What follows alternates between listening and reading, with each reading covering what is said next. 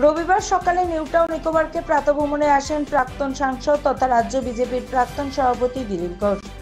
কেন্দ্রীয় বাহিনী মুর্শিদাবাদে মোতায়েন প্রসঙ্গে দিলীপ বলেন, রামনবমীতে ডিস্টার্ব করার জন্য বহু জায়গায় রাজ্য সরকার সমাজ বিরোধীদের নামিয়েছে, ভয় দেখানোর চেষ্টা করছিল, কিন্তু উল্টো হলো।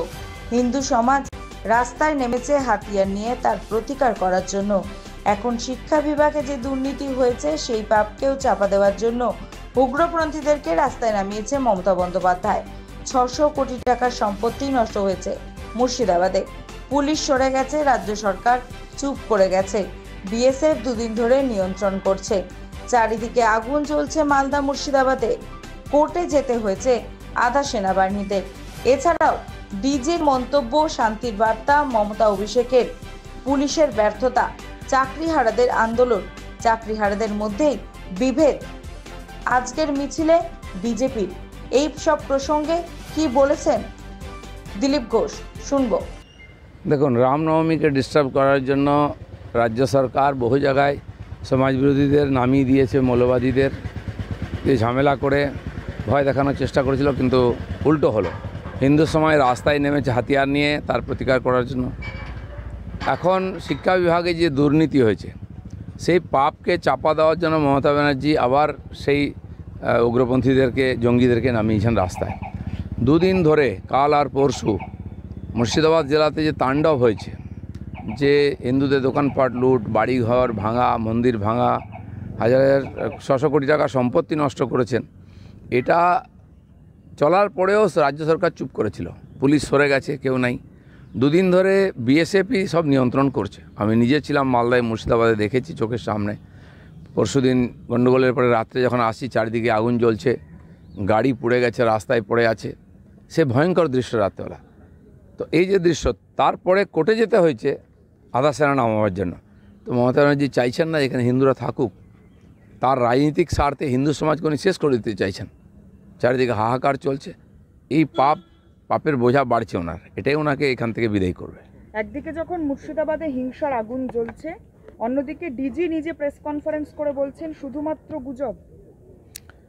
ডিজি আমাদেরকে গল্প শোনাচ্ছিলেন কালকে, লজ্জা করে না? অবশ্য করতেই হবে, ওনাকেই বাঁচিয়েছেন জেল যাওয়ার থেকে মমতা ব্যানার্জি, তো তুমি তামাজারি করবেনি। কিন্তু মিথ্যাচারের একটা সীমা থাকা উচিত। কম্পিটিশান চলছে, কে কত মিথ্যা বলতে পারে। কিছু হয়নি, কোথাও নাই। বাড়িতে ঢুকে হিন্দু পরিবারের বাবা আর ছেলেকে খুন করা হলো, তারা মূর্তি বানাতো ওখানে। উগ্রপন্থীরা দাপিয়ে বেড়াচ্ছে, নিজেরা গুলি চালাচ্ছে, নিজেদেরকে লাগছে। বিএসএফকে গুলি মেরেছে, বিএসএফের গাড়ি জ্বালিয়েছে, পুলিশ তো আগেই হাওয়া হয়ে গেছে। যে অকর্মণ্য ডিজি, যার কোনো ক্ষমতাই নেই, যার পুলিশকে খুঁজে পাওয়া যাচ্ছে না, মানুষ হাহাকার করছে, পাড়া পাড়া থেকে ফোন আসছে, কোথাও পুলিশ নাই। আর এই জঙ্গিরা দাপিয়ে বেড়াচ্ছে সব জায়গায়।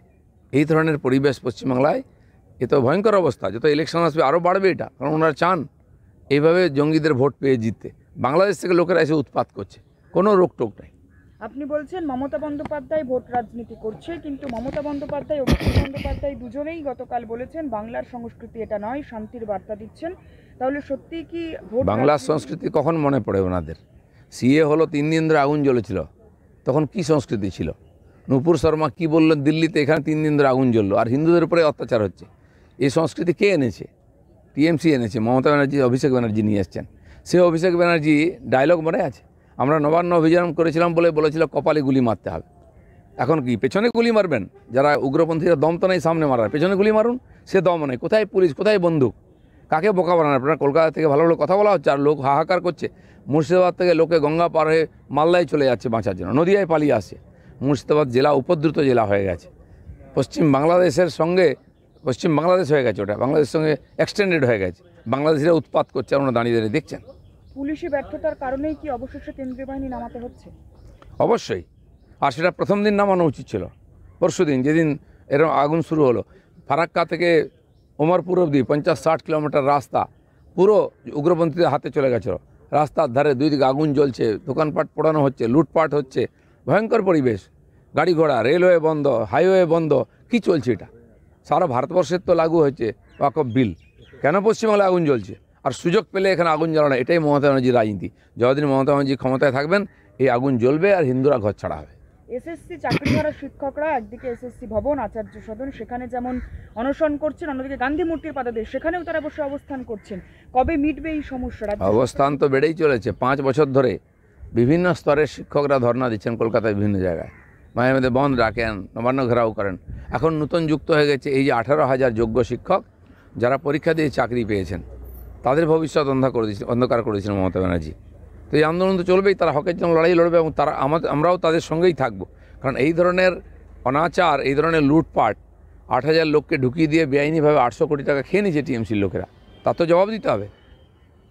আমরা আরজিকর আন্দোলনের সময় দেখেছিলাম ডাক্তারদের মধ্যে ভাগাভাগি হয়ে গিয়েছিল একটা সময় পরে, দলাদলি। কিন্তু এই এসএসসি চাকরিহারা শিক্ষকদের মধ্যে এখনই দেখা যাচ্ছে দুটো ভাগ, কেউ বা বলছেন নকশালপন্থী, কেউ বলছেন তারা তৃণমূলের তরফ থেকে এসেছেন। এই দলাদলি কেন? এইভাবে কি চাকরি ফেরত পাবেন তারা? টিএমসির লোক, সিপিএমের লোকেরা মমতা ব্যানার্জিকে বাঁচাবার জন্য ঢাল হয়ে দাঁড়িয়ে যায়।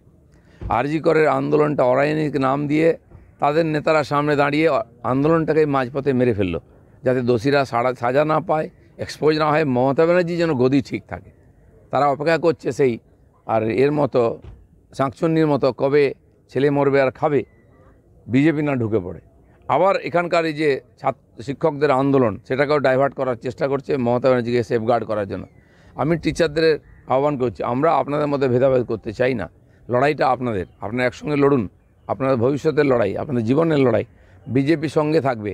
এই ধান্দাবাজ আন্দোলনজীবীদেরকে যদি সুযোগ দিয়েছেন, তারা ঘেঁটে দেবে, আপনারা পথের লোক পথেই থাকবে। আজ আপনাদের শামশেরগঞ্জের অস্থির পরিস্থিতি নিয়ে এলাকায়